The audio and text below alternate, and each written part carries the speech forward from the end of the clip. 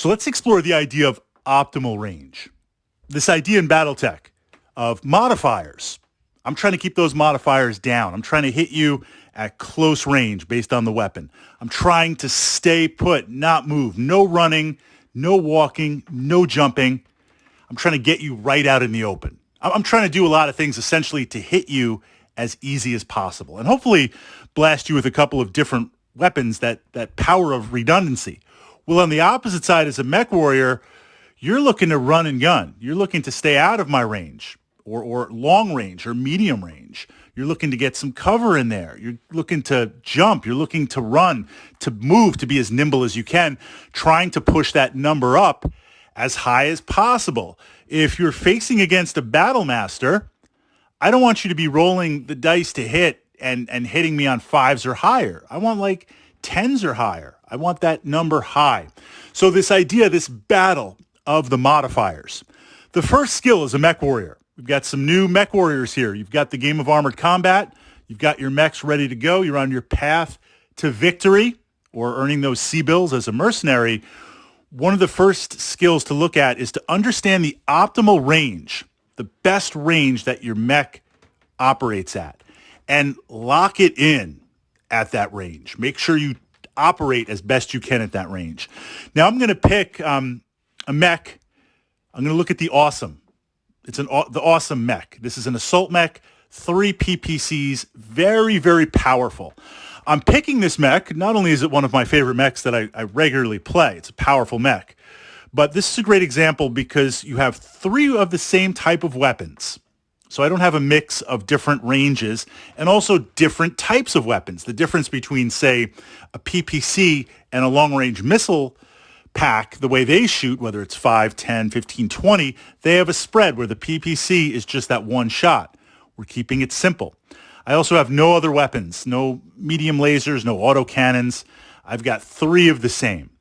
So what I'm looking to do with that PPC, of course, is there's a long range, there's a medium range, there's a short range, there's a minimum range. If I go underneath that, or I should say go over that, depending on how you look at it, now you're stacking additional modifiers. And they say that in the narrative with the PPC because it's building up this energy, and to fire it at a close target, there might be some backwash, might be some electrical discharge. It's a safety feature. It's basically game mechanics, a way to balance this weapon out, inner sphere. But I've got 3 of the same that want to operate. So how do I keep you ideally at short range? How do I keep you ideally at long range? Medium range, I don't really want to be at that much. I want to operate either long or short for the PPCs. Now, why do I want to do that? Why not medium range? Well, look, I'm going to take the shot. If I'm not dealing with massively pushing the heat and I've got a clear shot, I'm going to take it no matter what I need to hit. I might get lucky. Also, if I throw some dice on the table, right, you've got a plan. You're going to do your fancy outflank. You've got your bait and switch. You've got your tricknology. You've got all your stuff. As soon as mechs start shooting at you, that dissipates all that, right? That's the real deal. So I'm going to take shots whenever and wherever I can. But we're looking for this idea of optimization to have the greatest chance of hitting me or me hitting you. So with this Awesome, I want to keep you at long range. The reason why I want to do that, inner sphere, pretend clans don't exist yet, and they kind of really don't because we don't know the clans are about to invade. The PPC is one of the longest range weapons in the game, hitting at those 10 points of damage. So if I can hit you at that range, I've got 3 shots firing out, right? The arm, left torso, right torso. And what that means is most mechs cannot effectively hit me back. If they've got a long-range autocannon, if they got long-range missiles, if they have a PPC, they can, right? Think about, let's say, a Warhammer. Would a Warhammer and Awesome want to dance? I don't know, but we're looking at it for this example. That Warhammer can only respond with those 2 PPCs. It can't respond with the lasers. It can't respond with the short-range missile pack. Can't operate the small lasers, the machine guns, all that type of stuff. It's at long range. So when I look at the profile of the Awesome, or when I look at a weapon's profile, the optimum distance, if it's something that pushes out very, very long, I want to keep it at that. Yes, I'm going to need high numbers to hit. So what I'm looking to do, the hex map, the terrain, can I put you in an anchor point? Can I park my awesome somewhere? Can I put it somewhere on that hex map where ideally I've got cover, but can I put it somewhere where as your forces move or as you move, there's some cover, there's an advantageous position for you to be in, but then to close to medium to short range, to get close to me, you have to cross complete open terrain, which means you're probably not going to want to do that. You're going to want to sit in that nice cover, maybe exchange a couple of shots or move back and forth. If I put nothing between you and I can keep you at long range. So I want to look at the hex map and say, okay, this is a good place for my awesome to be. And I've got some lance mates, I've got some combined arms, but we're just trying to look at this formula.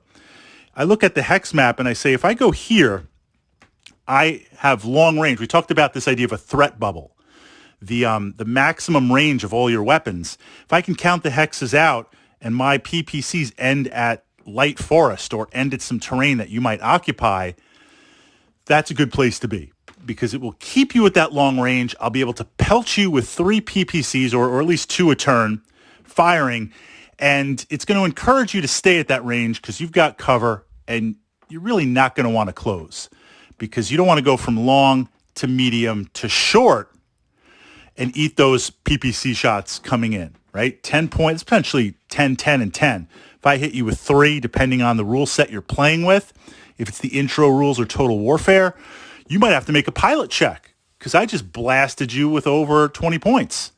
So an important aspect of that, trying to keep it range. Now, medium range, the reason why I say medium range is not the best place that the awesome wants to operate is because now once we close to medium range, yes, the modifiers are less for me to hit. Regardless of whether I'm walking or running or you're walking and running, the range modifiers are now brought down. It increases my chances to hit. But now I'm also coming into range, so the medium range for my PPCs, I'm now coming into range, long range of some of your other laser weapons. I'm now coming into range of a lot of inner sphere tech weapons. I'm going to hit some return fire. Now, I'm still going to take those shots. I'm an awesome mech. I've got a ton of armor. But operating at this medium range means I can hit you, even if it's with more, you can also hit me. So now we operate at short range. Short range for the PPCs means I've cut down the modifiers as best as I can. I don't want to move. I'm looking for an anchor point, some woods, some forests. I might stand out in the open. I've got an assault mech. Assault mechs can kind of stand out in the open a little bit. I mean, you could get a lucky headshot. You could get a lucky crit. I mean, it is Battletech, but I've got enough armor with the weapons profile if I have to. A light or a medium mech, I never really want to be out in the open. I want to get some sort of cover. I want to be very cautious. An assault mech, I could just park it, not walk, not run, strip those modifiers, bring it down, get you at short range. Now it's just straight up hitting. That's absolutely brutal. Now, if I'm at close range for my PPCs, I'm not under those minimums, and you're at that range, you're going to be able to soak me with a lot more weapons. Whether your weapons at my short range move to a medium range or a long range, you're going to be able to soak me. But in the example of this awesome utilizing those 3 PPCs, is that a place you really want to be? Like, yeah, I'm going to hit Fritz. I'm going to hit him with some medium lasers. I'm going to hit him with that large laser. But he's going to be blasting me with no modifiers, 3 PPCs. And, he spent a little more battle value. He jacked up the gunnery skill. So gunnery skill in light mechs, that's a side note. We're going to look at that. But as a little teaser, Battletech comes with kind of the standard profile as your mech warrior. You can jack those up or lower them for battle value. It's going to cost you more or save you less. For the most part, I just take stock mech warrior, build it into the battle value, and just leave it there because it's easier. But in terms of if you want to play with those numbers to gain advantage or save battle value, in a light mech, I need better pilot skill than gunnery because I might be doing some crazy stuff. Assault mechs, I could save on the pilot skill, but that's a little iffy because if you fall or need to take a pilot check and you fail, you're in a lot of trouble. That's like, 85, 90, 100 tons of just sitting around trying to get up. But if I invest the battle value in my gunnery, that just becomes beast mode. That becomes deadly. But you're putting points into something that's already expensive, where if you have a medium mech with some good firepower, say like solid trooper mech, solid trooper medium, take something like the Wolverine, jack up the gunnery skill a little bit, that becomes a lot more effective.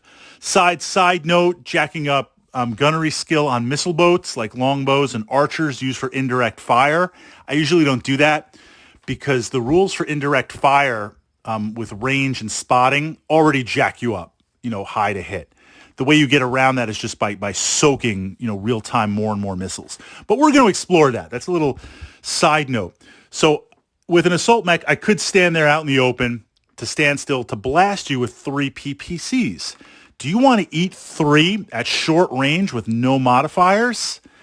Outside of a Stalker or an Atlas or an other awesome, I really don't want to eat those at all. How do I operate at that range? Now, you might want to close. If you got an autocannon 20 or a Cyclops, you want to close.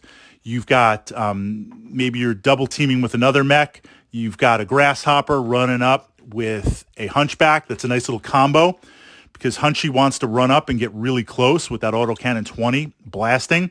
Grasshopper got a little bit of good range with that 5-pack in the large, but you've got a brace of medium lasers that just want to get close and blast.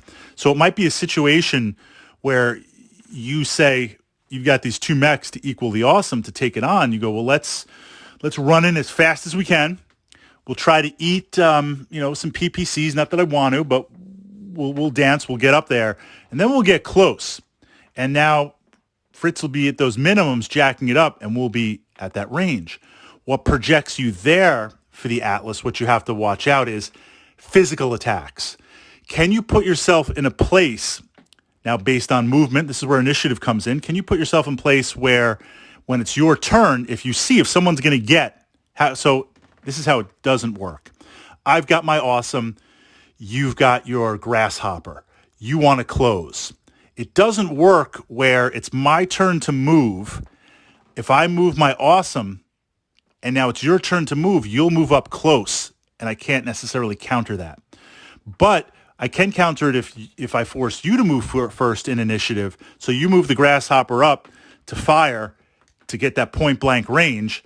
I can't backpedal enough, so you know what? I'll stay base to base. I'll actually move up. You want to get under my minimums? I will move up. We're base to base. I've got that combat fist. That's the tonnage of that awesome. I'm going to punch, left PPC, right PPC, even with those minimums. I'm going to brutalize you. So this idea of you prevent someone from getting closer by initiative where I'll move. I'll get into physical base to base. We'll go to that. They don't necessarily want to do that because you've got the massive tonnage. Obviously, if it's a medium mech or possibly a heavy mech or a heavy versus heavy, or maybe if I'm a Stalker moving in, although you got to watch out for those punches. On a side note, Tactica, as it's coming up, Mech Command, sometimes you're like, yeah, I'll take the risk, okay?